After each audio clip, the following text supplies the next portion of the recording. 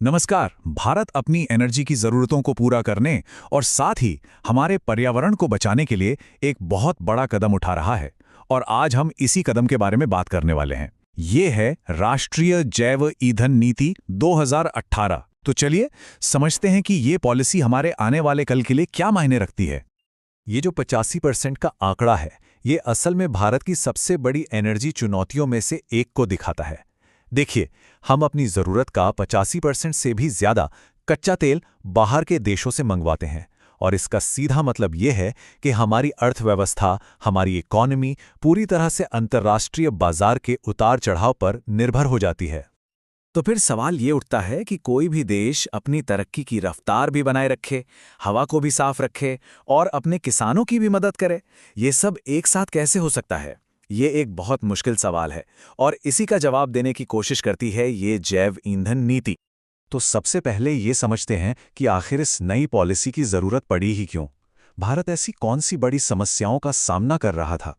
इसे हम एक थ्री संकट या ट्रिलेमा कह सकते हैं।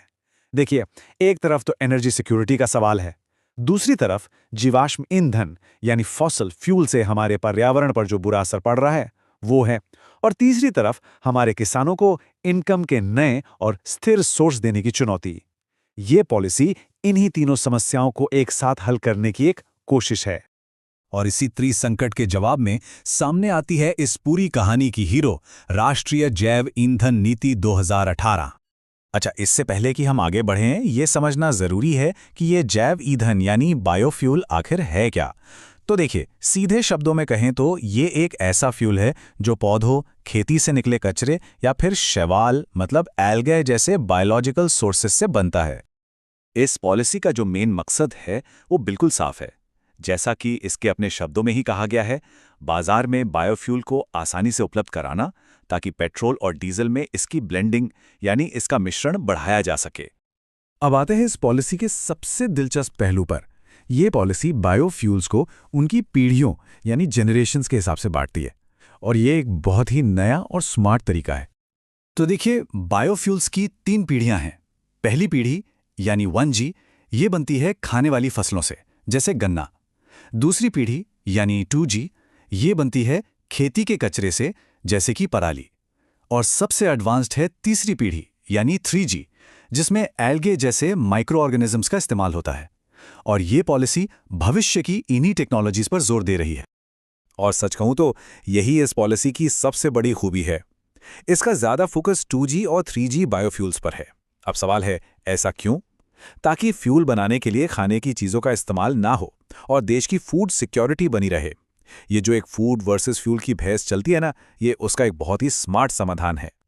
चलिए, अब इस पॉलिसी से आए एक और बहुत बड़े बदलाव पर नजर डालते हैं और वो है कच्चे माल यानी रॉ मटेरियल की लिस्ट को बढ़ाना।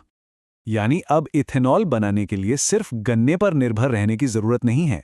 इस नई पॉलिसी के तहत अब खराब हो चुका अनाज, सड़े हुए आलू और यहां तक कि हमारे घरों से निकलने वाले यूज्ड कुकिंग ऑयल से भी फ्यूल बन सकता है। और ये एक बेहतरीन उदाहरण है कि कैसे कचरे से संपत्ति बनाने के आइडिया को हकीकत में बदला जा रहा है। सोचिए, जो खेती का सामान पहले बर्बाद हो जाता था, अब वही किसानों के लिए एक्स्ट्रा इनकम का जरिया और देश के लिए कीमती फ्यूल बन सकता है।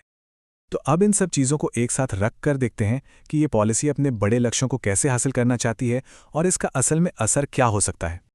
ये जो लक्ष्य है ये काफी बड़ा है। अभी हमारे पेट्रोल में करीब 10% एथेनॉल मिलाया जाता है, लेकिन लक्ष्य है 2025 तक इसे दोगुना करके 20% तक ले जाना। इसका मतलब ये हुआ कि भविष्य में हमारी गाड़ियों में जो पेट्रोल डलेगा उसका हर 5वां हिस्सा बायोफ्यूल से बना होगा। ये वाकई में एक बहुत बड़ा बदलाव है। तो कुल मिलाकर इस पॉलिसी के फायदे दो तरफा हैं। आर्थिक तौर पर देखें तो इंपोर्ट बिल घटेगा, देश का पैसा बचेगा और किसानों की कमाई बढ़ेगी।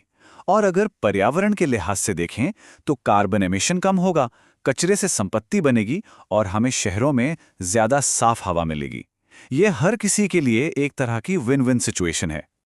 तो ये पॉलिसी यकीनन एक बहुत शक्तिशाली विजन सामने रखती है, लेकिन सबसे बड़ा सवाल अब भी यही है, क्या हमारी टेक्नोलॉजी, हमारी सप्लाई चेन और हमारा इंफ्रास्ट्रक्चर इस बड़े लक्ष्य को समय पर हासिल करने के लिए तैयार हैं?